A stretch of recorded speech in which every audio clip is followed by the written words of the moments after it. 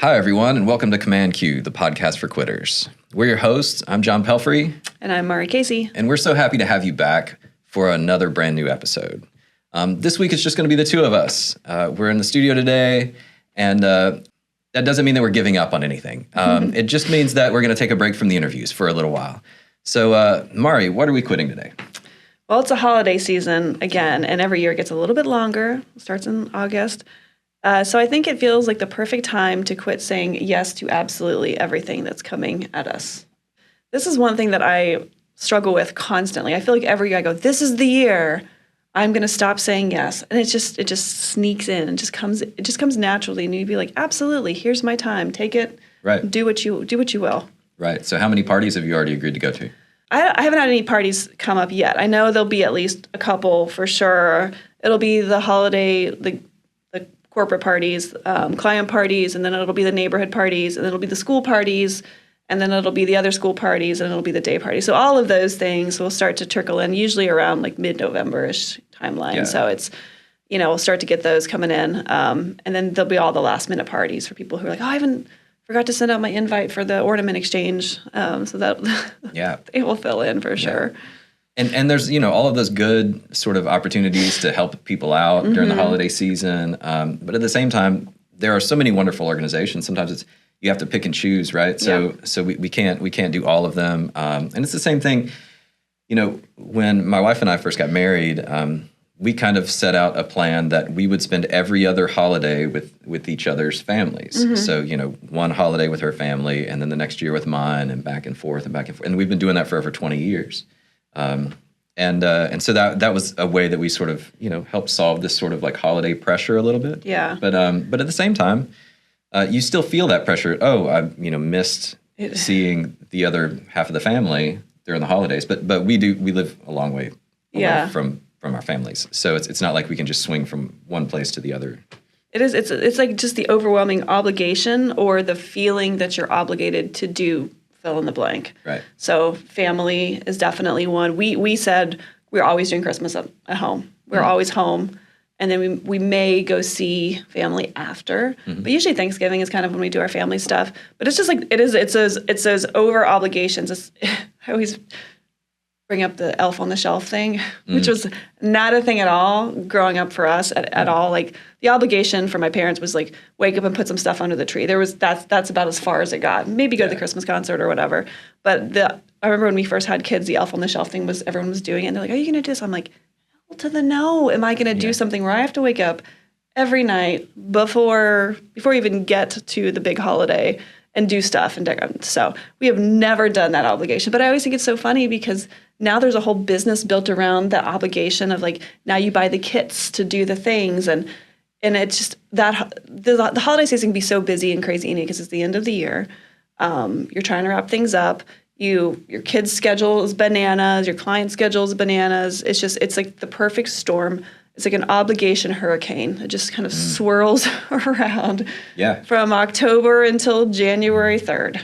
Yeah, and there's a lot of sort of guilt that comes from that a little bit. Absolutely. So where do you think that pressure comes from? I mean, obviously there are external factors there, but then there's also this desire to sort of like not let people down. Mm-hmm. And how do you pick and choose or choose for yourself what you can sort of say yes to, what you say no to in that particular case? I mean, if I'm being honest and selfish about it, I'd like to just stay at home like the whole time. And let everybody some Christmas cookies in your jammies. Eat some Christmas cookies in my jammies and just chill out. But also I feel like there's sort of this pressure for everybody to be happy and everything during the holiday season. But at the same time, everybody's really stressed. They're traveling. They're spending more money during that month on gifts for everyone and whatever the things are. And it doesn't feel like I make genuine connection with people. Yeah, during that time, even though I'm sort of like forced to connect. Mm-hmm. I'd rather hang out in the summertime and we're all like sort of relaxed and chill at the beach. Yeah. No, I think that's true. I think it's, some things to help manage that is to really think about like where are your yeses and nos. And this is obviously this changes because the feeling is like you want everyone to have a great moment. I mean, it's the holidays that feel special. they feel like a unique opportunity for everyone to have some magic in their lives. And I think that sounds really cheesy, but it's kind of true. It's like there is that hallmark effect of the holidays where it's like for you as a kid and for you growing up, you feel like you want to have this magical moment, and it's a good bookend or a front bookend to the next year. It's a good like bow. Man, I'm just using all the holiday metaphors. It's a great bow on the year. And so you want it to be magical. And for me as a parent, I want it to be magical for my kids. And so there is this pressure I put on myself to be like, let's make this awesome. Like, let's put snow on everything and let's have this magical Christmas cookie decorating night. And sure, let's go to your friend's party, even though we have a party 5 minutes before it, because we want it to be magical. And I think the intention is great.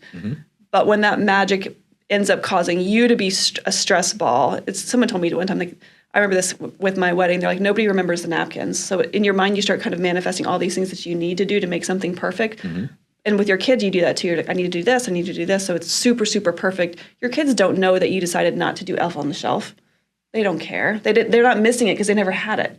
What they do remember is like, oh, mom was super stressed out from October 15th until January 3rd, and we never saw her unless it was like under the table with a vodka bottle. So if you can pull some of those things away and be like, I'm going to do 2 or 3 things every year, and that's what I'm going to allow in. And other things, maybe we'll add them or not. But I think it's like assessing why you're doing stuff is really important, and then not allowing those things to affect your overall demeanor of the holidays. Yeah, and one of the things that you said a long time ago to me was talking about the yeses and nos. If you say yes to one thing, then you're also saying no to something else. And so while we're like saying, if we're saying yes to everything else, then we're saying no to like maybe quiet time at home with the family, or we're saying no to extra sleep because we got to get up and move that elf at 3:30 in the morning before the kids wake up, or whatever it is. But every time you say yes, you're also sort of tacitly saying no, maybe to 1 or 2 or 3 other things that are really important to you. Yeah, absolutely. I think that is. I'm going to remember that, because I need to come back to that and remember that, yes, when I say yes to all of those events in the evening, which all have great intentions, that I'm saying no to watching Rudolph the Red-Nosed Reindeer with my kids at night, or just chilling out. I think that's an important thing to remember, as we have so many opportunities to say yes right now. Yeah. You said you're going to remember, but you're the one that said it to me. I know. So. I'm taking it back. Okay. All right. Fair enough. Fair enough. Okay. It's one of those things that stuck in my head, and I was like, that's really smart. I'm going to think about that. What is the risk of being chronically overscheduled? I mean, obviously, we have the stress risk. We have the lack of sleep risk. Are there any other like sort of longer term effects that we can think of around this? And this isn't just a holiday season sort of issue here. I mean, when you think about just life in general, especially during the school season, if the school year, if you have kids or a kid or whatever, and that schedule too, the chronic overscheduling thing. We should do a whole thing just on quit being overscheduled. We can add that into next year. Right. I think that's a good one. And that's our tendency, I think, with our schedules, especially if we have kids, we're like, we want to keep them busy because we don't want them to be melting their brains in front of an iPad. So like, let's throw things in there. But I think when you're chronically overscheduled, you are less patient. You're not allowing any margin. We've had lots of conversations about adding margin in your time in your day to allow things to go wrong, the car to break down. If you have everything scheduled to, 30-minute increments, when something goes wrong, then it messes everything up and it creates a massive amount of stress. But you're also not allowing anything to serendipitously pop into your life. If you're like, I'm sorry, but I'm Starbucks meeting, lunch meeting, and then exercise, and then cookie baking, and then ornament exchange. I'm not allowing this like great interaction to happen with my friend or whatever. So if you chronically overschedule, then you don't allow any of that in between happenstance.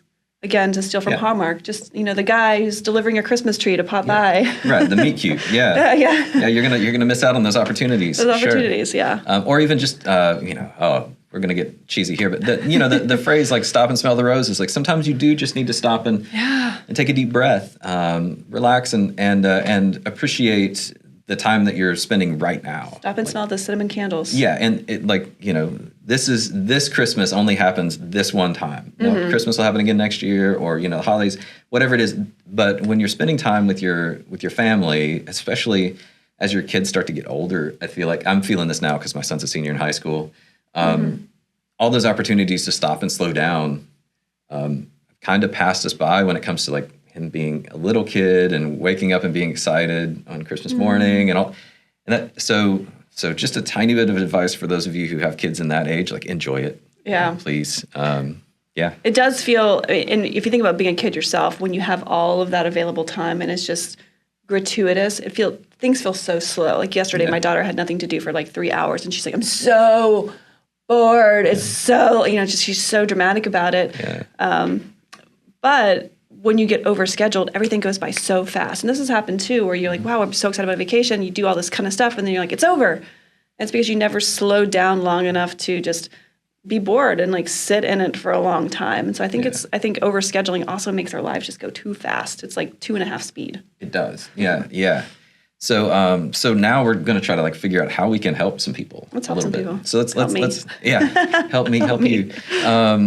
So one of the ways that we can help solve this saying yes to everything is to be able to determine how to set some priorities about what is important to you. And this is not something where we can sit down and say like, these are the priorities you should have, but it's more of like a mentality of how do you pick or set priorities. I think it's good to almost sit down and before you get into the holiday season and really kind of say what is important to us this year. And it can change every year. I mean, like I said, we always are home for Christmas, especially while our kids are young. They have that magical morning. That could change. But, being home is important to us. Having, sitting down for a nice dinner, going to Christmas Eve service, like what are those things that you're like, this is a non-negotiable, like this is what we're doing. And then the other things like, okay, well, we'd like to see snow. Cool. Like we can put those on the side. We want to go to this thing. But like, what are the non-negotiables that you guys want to do as either as a couple, as a family, as a person that you want to center everything around and have that discussion so that way everything else you can kind of plan around as opposed to like letting them try to happen. Yeah. Snow in North Carolina on Christmas. Yeah. I'm not sure. Who knows? Be nice. More likely to be 70 degrees. Right. I think that's a really good sort of way to look at it. I think of when I set priorities, I just think of like what are the things that I'm going to miss? Like if I don't get to do this holiday season over again, what am I going to regret? And then I can't do all those things because that's a lot, but maybe I'm going to pick the top one or two and just make sure that we get those in.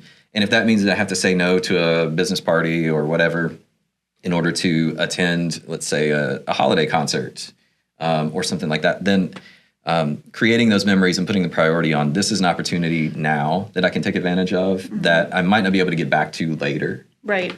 Would be sort of one of the ways that I would set my priority there. Yeah, I like that. It's like, will I miss this if I don't do it? Yeah. Thinking about that, I think that's a really good way to assess what's really important. Yeah, well, they say that like when you're getting older and you're about to pass away, nobody ever says, well, I should have made more money. They always say, I should have done more Elf on the Shelf. Yeah. Well, they always say, I wish I had spent more time doing this, or I wish I had, cared for people in this way or whatever. But it's never about, sort of like the businessy networking side. And so for me, like if I'm going to say no to something, a lot of times it would be like, hey, I really want to talk to you, but let's talk in January, or let's talk early in December or before everybody gets rolling. And so that would be another thing to think about too, is like, how can I structure my schedule and my time so that as we get closer to those vacation times, we're freed up a little bit. Right. I think it's great to put a calendar. I mean, I especially for scheduling calls and conversations and meetings, set up a calendar. And then that way you can say, oh, cool, check my calendar. And you have 10 slots available in December. And once they're full, then you can say, oh, yeah, you don't have any time until January. Here's my January calendar. And that takes away a little bit of like the uncomfortableness. We're like, oh, yeah. And then So I think the calendar is a nice kind of boundary to set for those like business, casual meeting conversations. It's like, here's my available time. And people can choose what works for them based on what your availability is. Yeah. Yeah. And it's okay to say, December's a busy time of the year. We're going to prioritize the things that are most important. And so if it's a critical, urgent thing, then we'll take care of it and do it in December. But if it's something that can wait until after, because quite honestly, whoever's trying to set that meeting with you or get you to go do what, they're distracted too. Right. Yes. And so sometimes they are relieved on the other side. They feel an obligation. And that could be another way to consider, how do we politely say no here is to consider the other side of the equation too. People are either trying to wrap things up before the end of the year and they feel pressure to do that, or they're sort of like feeling like they should feel pressure. Right. And Yes. sometimes you can take some of that off of them too and say, like, it's okay. Like, we're good on my side. Are you good on your side? Right. You know? Yeah. I do feel like there's an inclination to try to check in on everyone and doing like, hey, how's it going? Like, thank you for being a client this year, or thank you for this. And I think that's super valuable, but if you can make it an easy way for them to check that box too in a way that's, genuine, I think that's like a nice gift. It's like, I'm giving you back not having to meet with me and have a end of year audit. Or a January 3 audit. That's the thing, is like sometimes we push things into January and then we finish up, the day after New Year's Eve and we're like, oh God, I have like 300 meetings for the next 2 weeks for all the ones I pushed into December. So if you can just not set up your new year to be also kind of an exhausting start and just allow them to, yep, we're good to go. Like, here's the information we need moving into the new year. If you have any questions, let me know. That's also really freeing on their side. Yeah. Absolutely. And obviously, the earlier you can get ahead of that, the better. If you can start to have those conversations in September and October and early November, then it makes the season a little bit easier. So that's another opportunity maybe for the future and planning. All right, so we ready to go to the lightning round here? Yeah, let's do it. Okay. So how are you going to practice saying no this week? Ooh. Well, this was a good reminder of. Yeah. I like the idea of going into the holidays and just generally assessing, maybe even quarterly, like what are the goals? What do we need to get out of whatever season we're in? Because seasons, we're in the holiday season now, and then we'll be in the first half of the year, which is always like planning and go season. So I think figuring out what it is that we want to achieve so that we have that as like a litmus test to say no to. Okay, well, this is what my things that I want to do this quarter or this season are, so this doesn't align with that, so I can say no. So for me this week, I think it's what I have, my schedule is now max. So anything outside of that is I'm saying no to because there's just not available time. So I've kind of set those boundaries up. Yeah. All right. So what is something that you're going to say yes to this holiday season that's a little out of the ordinary? You got anything like that? Something that out of the ordinary. Something that's like just maybe new for you, new for the family. Well, so typically, we're home for the holidays outside. We'll go to Thanksgiving. We'll go visit family. This is we're going to visit. And then we will do our kind of Christmas at home. And then we will go to the mountains. And then this year, of course, with North Carolina, the mountains are still going through dramatic recovery. Yeah. And so we are going to the mountains no matter what after the holidays. After Christmas. And we've always done that for the last 3 years. And it has kind of become a tradition. So we're going to go for it, and we're going to hopefully reconnect with all of our neighbors and people we see there, our friends there, and I think that'll be really special because there's a lot of healing that still has to happen. But one thing that we've talked about doing with the neighbors as well and with our family is let's go ATVing. Oh, yeah. I've never done, I've done that a little bit growing up in West Virginia, but with the kids, never taken them out into the get in the things and the helmets and go out. Yeah. And so I want to do that this year, which doesn't sound very Christmassy, I guess. Doesn't sound very holiday, but I'm like, it's the new version of a sleigh ride. Right. Yeah. Thank you. It is a sleigh ride.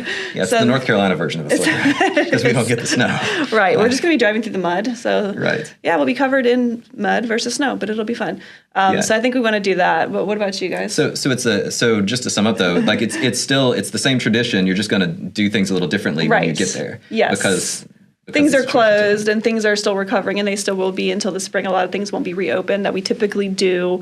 So we are probably going to go to a different area to do some different activities, and this will be one that I'm like, I think we should do that. Yeah. So the different thing for us, as I said earlier, normally we go to one set of family one year and another year, but because this is my son's senior year of high school and it is our last sort of year for the family to spend together, we are going to stay home. So for a lot of people, that's normal.